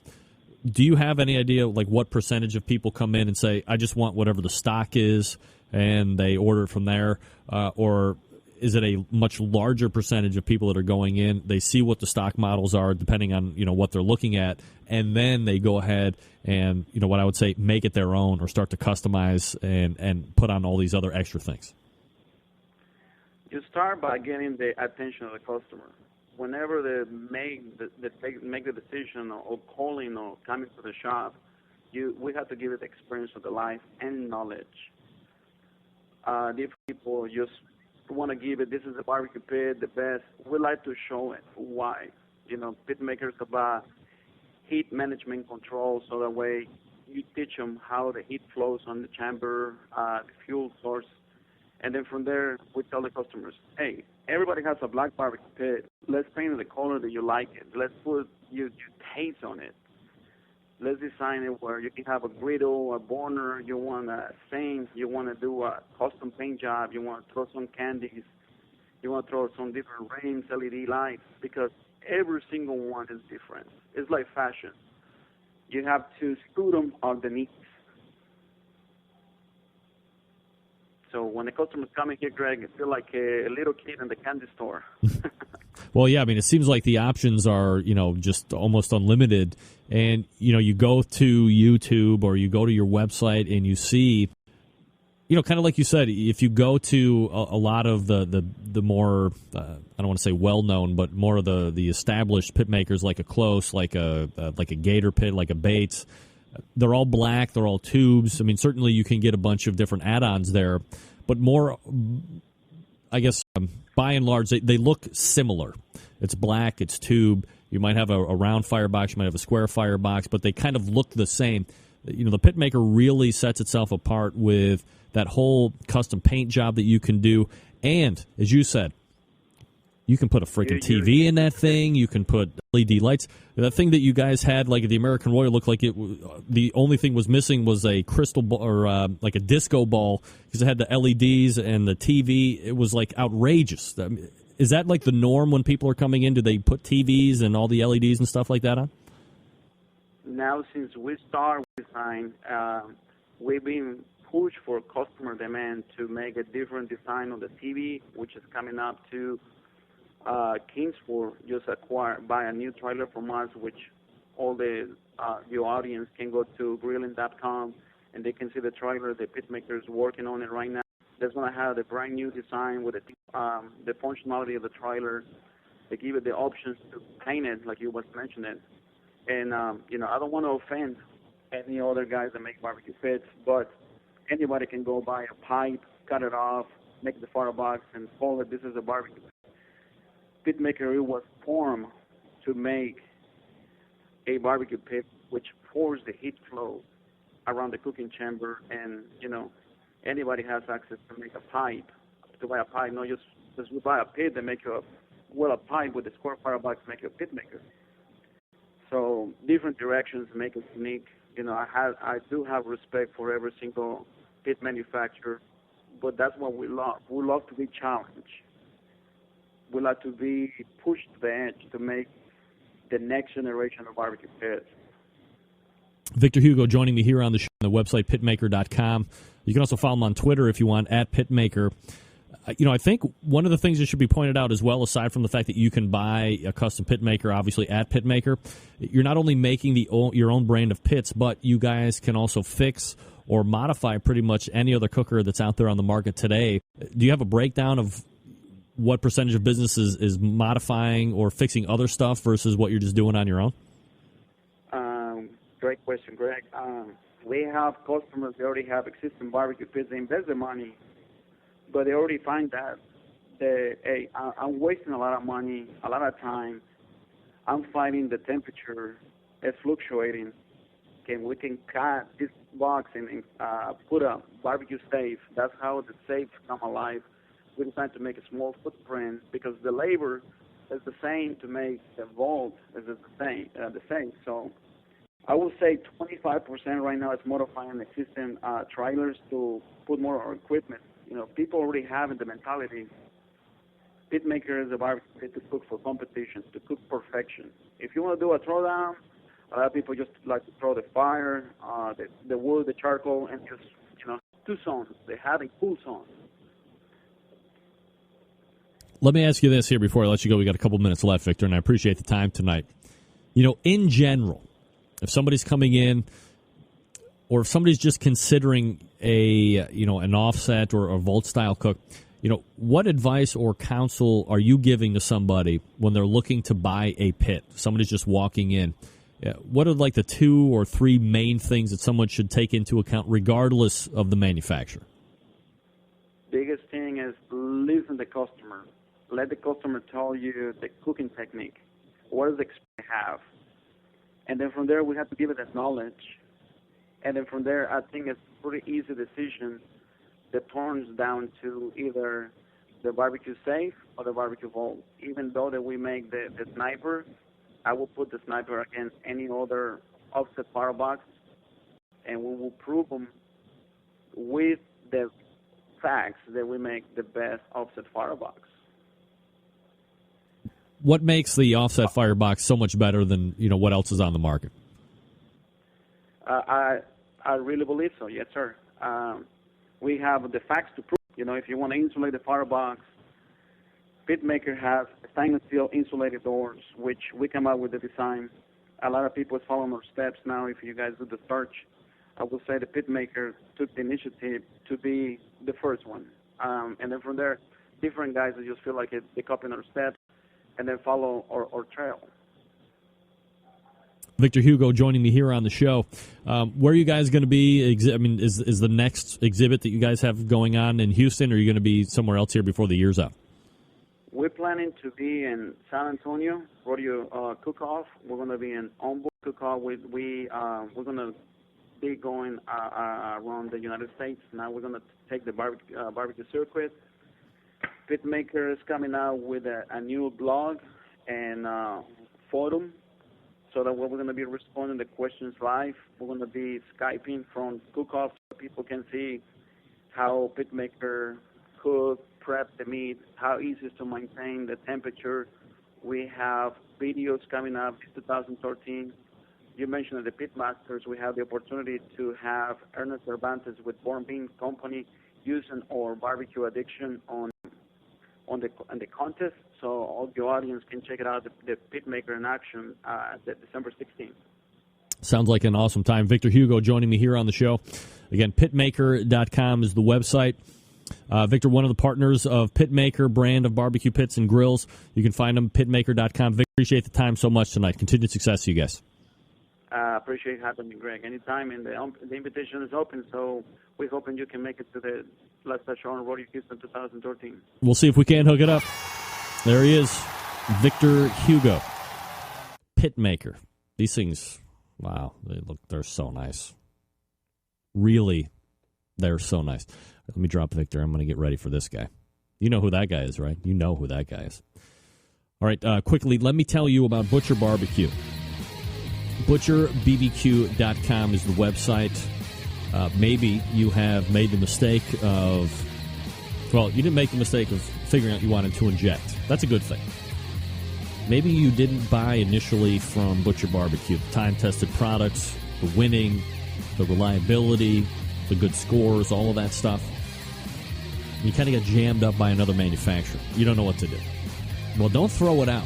Don't do that. Do anything but that. As a matter of fact, go over to ButcherBBQ.com right now. And at the top right of his navigation on his webpage, you'll see a thing that says Trade-In Program. What is that? Glad you asked. You have 3-4 pounds of brand X. Go to ButcherBBQ.com, print off the slip, stick that in the mail along with your commercially made rub, whatever's left. Dave will get it in the mail. He'll weigh it. And then in return for you trading it in, he will give you back pork injection or beef injection or the prime injection, which people have clamored for and he put out on the market as well recently. You will get it. It's pound for pound trade-in. You've never been able to do that before. No other injection company is going to sit there and say, oh, you don't like our stuff? Well, we'll refund you the difference of your poundage. Dave has decided to not only make his customers happy, but his competition's customers happy as well when they've decided that they're sick of seeing the scores tumble, they're sick of getting the accolades from the neighbors, the friends, all of that stuff. Something changed. What changed? It's the injection, of course. Send the stuff back. It's got to be commercially made. Just don't whip up something from scratch, throw it in a cellophane bag, and send it off to Dave, knowing that you've swindled him out of some of his wonderful products. It doesn't work like that. As long as it's commercially made, you print out the slip, you fill it out, and you send it in the mail back to Dave. He will weigh it. All weigh-ins are final from Dave, and then he'll get back in touch with you. You can specify whether you want the pork injection, whether you want the beef injection, or whether you want the prime injection. It's completely up to you. You will get one of those 3 items back in the exact same weight of the stuff you're sending in to get rid of it. You don't have to throw it out anymore. No way. ButcherBBQ.com. That's ButcherBBQ.com. Always trust your butcher. I know I do. All right, we'll come back right after this. Stick around. We'll be right back.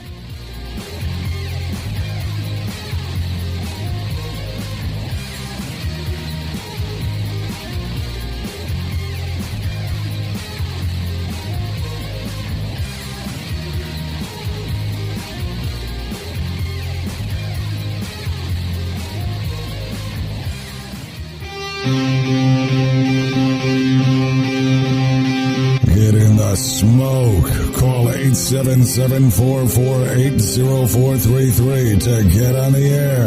Now, here's your host, Greg Rempe. All right, welcome back. 877-448-0433, Greg at thebbqcentralshow.com. Helping me close the show tonight, one of the most recognizable people in our industry, successful in both restaurant side of things, the competition arena, of course, most recently in the cookbook side of things as well. And the team fresh off a win this past weekend. And we're going to recap it here right now, so let's go ahead and race over the hotline and grab pitmaster of Big Bob Gibson's, Chris Lilly, joining me here on the show. Chris, how are you, buddy? Doing fantastic, Greg. How about you? I'm doing absolutely fabulous, Chris. Appreciate you asking. If we could hearken back even before we talk about this past weekend to a fine weekend in September, the 22nd to be exact, you competed in and won the Bare Bones Barbecue Competition in Oakland, California. This past weekend, you compete in and win the King of the Smokers competition put on by Big Papa Smokers and Sterling Ball over in La Quinta, California. Both of these competitions were billed as these returns to old school or traditional style barbecue. Now, defense to be sure, but the idea and the theme was very similar. Could I possibly surmise that as we sit today, right now, at the end of 2012, that Big Bob Gibson's is the best old school or traditional barbecue cooking team in the country right now?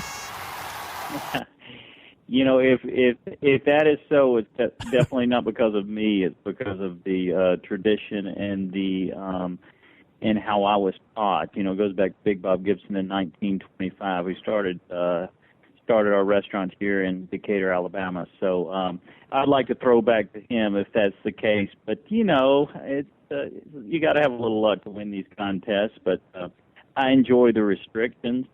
I enjoy being out of my comfort zone, or more, let me put it this way, I enjoy other teams being out of their comfort zone. But I like cooking on just about anything, and the more restrictions, the better.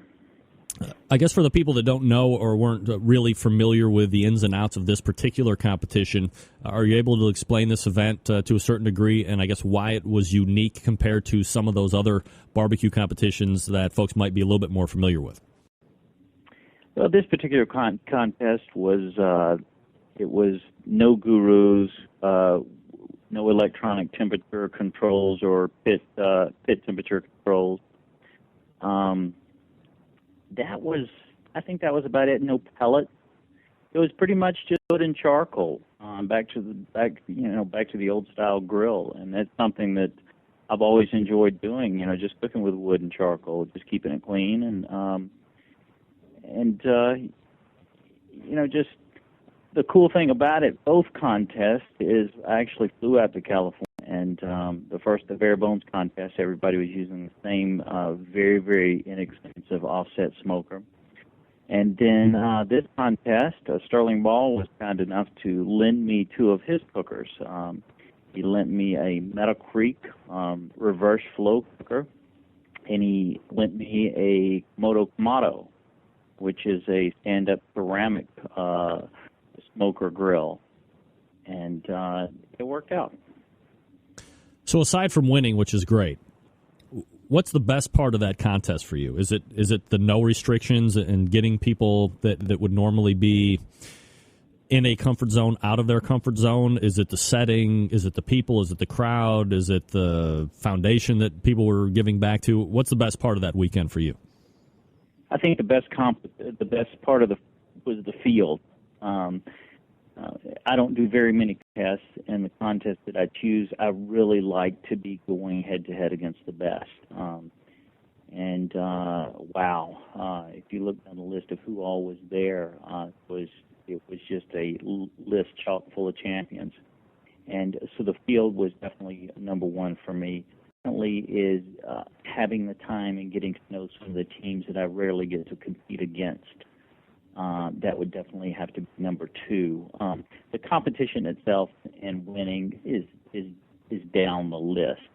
You've got to throw venue and how well we were treated, King of the Smokers, in probably even before winning the competition and cooking with all the restrictions. It was just an unbelievable way to finish the year, win, lose, or draw. I would have been certainly glad I made the trip out to Cali. A lot of competitions, Chris. I mean, you don't do 30, 40 a year, but over time you've accumulated a number of competitions under your belt. This is a first-time event. It's invitation only. It's a sanctioned KCBS event. We don't get points. It's a competitor series because it's an invitational. How do you think it was run, and what are some of your initial impressions on how this event came off? You could hardly consider this a first-year event by the way it was run. It was run probably better than any barbecue contest I've been to. From the entry fee to the comped room to where you stayed. We're actually in a cabana. We stepped right out of our front door of the cabana, and there sat our cookers with a tent, with coolers and supplies, and they provided the meat, which is another fantastic thing I liked about the event, and that everybody had the same meat. It drew everybody basically to the same starting point. Everybody really had the advantage. As far as the event as a whole, I guarantee you the teams that went this year will be begging to come back next year, and the teams that were not in the event should very seriously consider trying to get into the smokers next year. Chris Lilly joining me here on the show. BigBobGibson.com is his website. You can follow him on the Twitter at LillyBBQ if you want to do that as well. I had a King of the Smokers roundtable last week with three of the teams that took part, Tippecanoe, Pigskin Barbecue, and Big T's. And you kind of mentioned this just a couple seconds ago, but I want to get your take on it.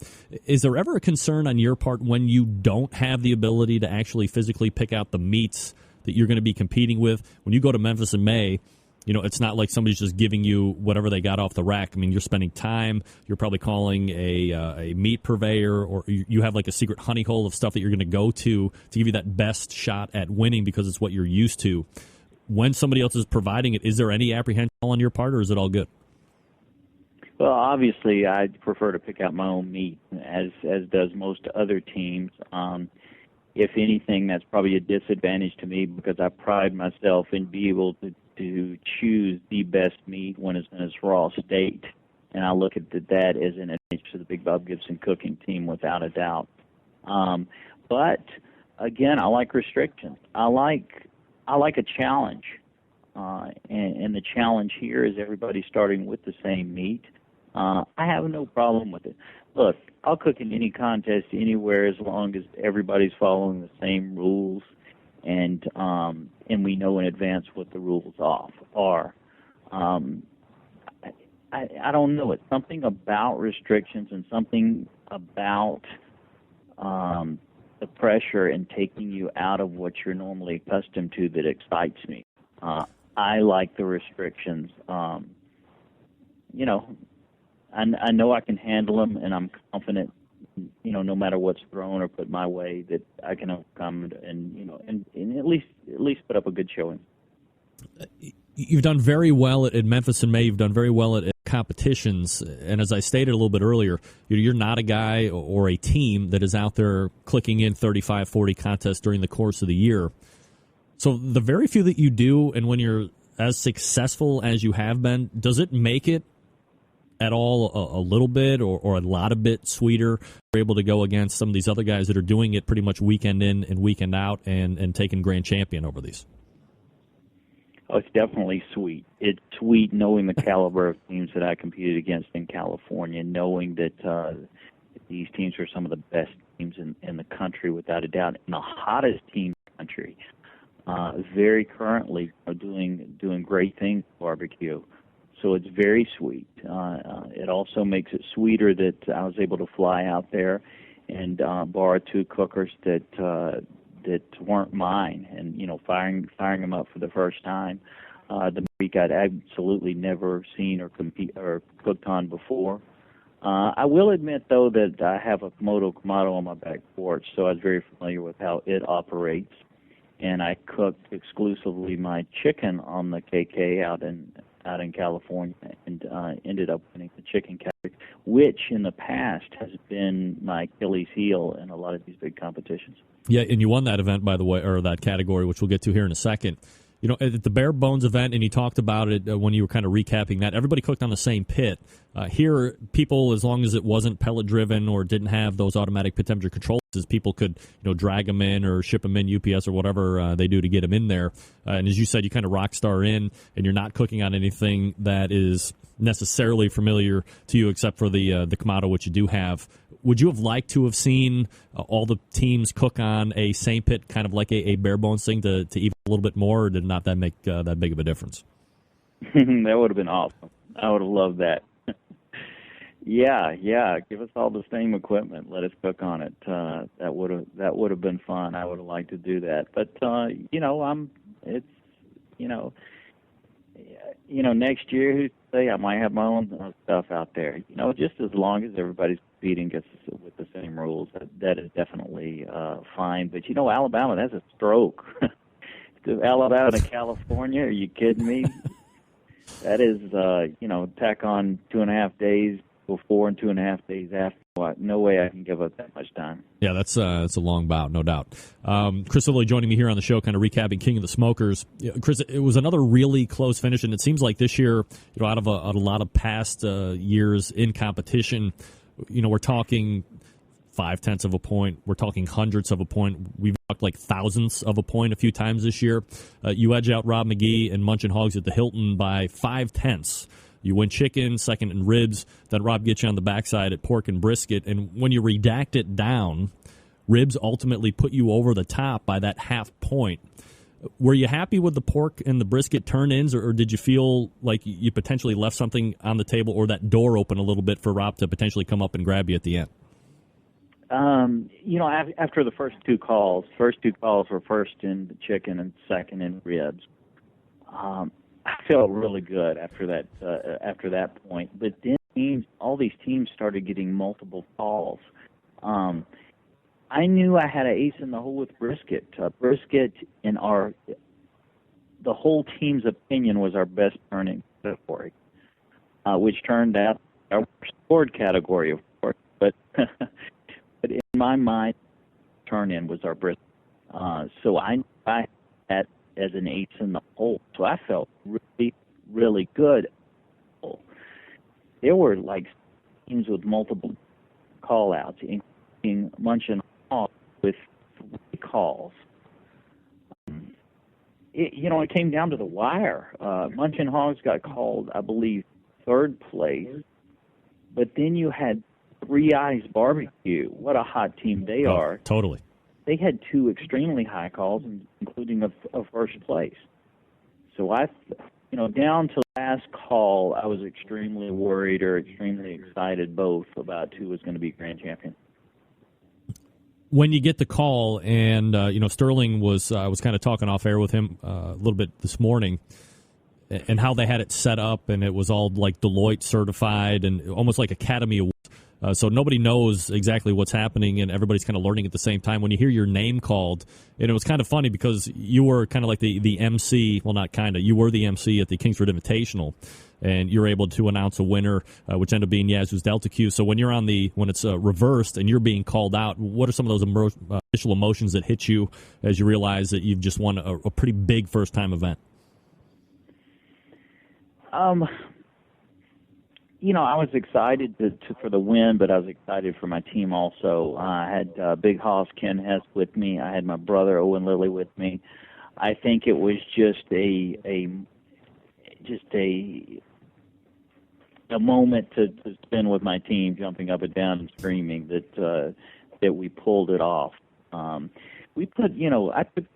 took this contest very seriously. I looked at it as a major, especially with the calories that were going to be in there.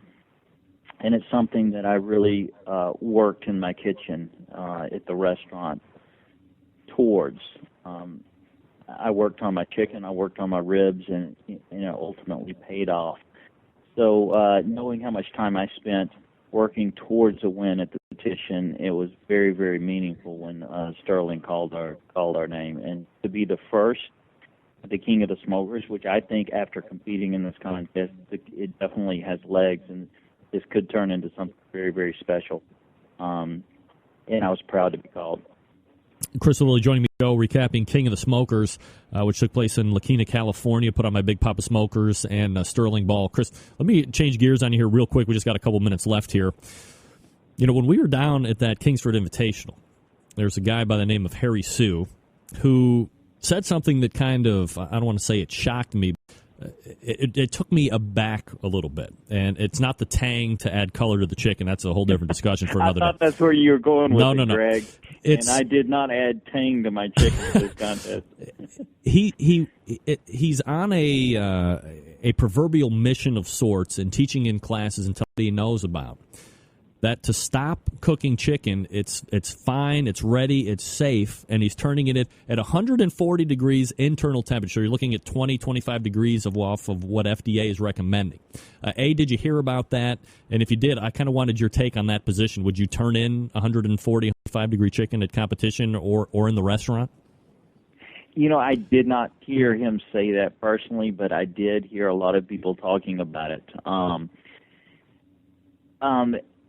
There's no way I would, especially when you're talking dark meat and something for competition. Was he talking breast meat? Was he talking dark meat or his competition turn-in? I'm not really sure. I can't really speak to it because I don't know what he said. But personally, when you ask me, would I turn in 145-degree internal chicken?